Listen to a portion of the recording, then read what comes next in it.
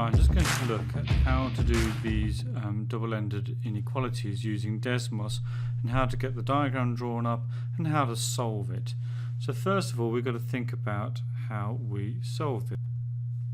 So let's write out our equation over here. And first of all, what I'm going to do is do the left-hand side, and then I'm going to do the right-hand side.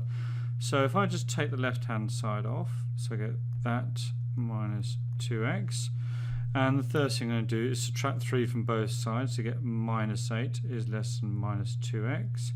Then I'm going to divide by minus 2. Remember, when you divide by a negative number, what happens is you flip the symbol to get the right inequality. So minus 8 divided by minus 2 is 4. Flip the symbol, 4 is going to be greater than x. Now do the other side. So if I do 3 minus 2x is less than or equal to 1. So I'm going to take away 3, so get minus 2x is less than or equal to minus 2. And then divide by minus 2, I will get, remember to flip the sign, because I'm dividing by a negative number. Minus 2 divided by minus 2 is 1, so I get x is greater than or equal to 1. And now I'm going to combine these back in again. So now x has got to be bigger than or equal to 1, or 1 less than or equal to x, and x has got to be less than 4. 1 is less than or equal to x is less than 4. But I don't want y, I want y to be 0. I want it to finish along this line here. Okay, I want y to be 0. So I'm going to put the y equals 0 on that. There we go. Sorry, I had it in capitals so it wasn't working. And I'm just going to make the ends work. So I'm just going to draw in the ends. And the end, one end is I'm going to have at 1, 0.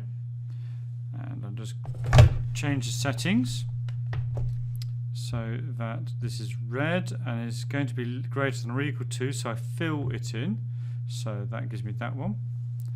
And then I can do the other end, which is going to be at 4, 0 on my line, and I'm going to make that one also red, but now because it's a strictly less than here, strictly less than 4, I'm going to make that an empty circle, and we get our inequality here. So we can see if it's between there. Let's just zoom in on that a bit. I'm just going to change the graph settings to have a step of 1 each time, so we can see more of the scale. So we can see it's happening at 1, 2, 3, and 4. So there we go. We took our equation, we solved it down, so we just got x unique on its own and finding the values it's between. Then we were able to write that bit in the curly brackets. Remembering we want to create it so it's on the x-axis and nothing else. So because Desmos uses a y-axis, we tell it to just stick it on the y equals 0 line, which is just where the x-axis is, so nothing else appears. If you're wondering how to get rid of the axes, notice I've got rid of the grid and the axes, so to make it clear that it looks just like the number line.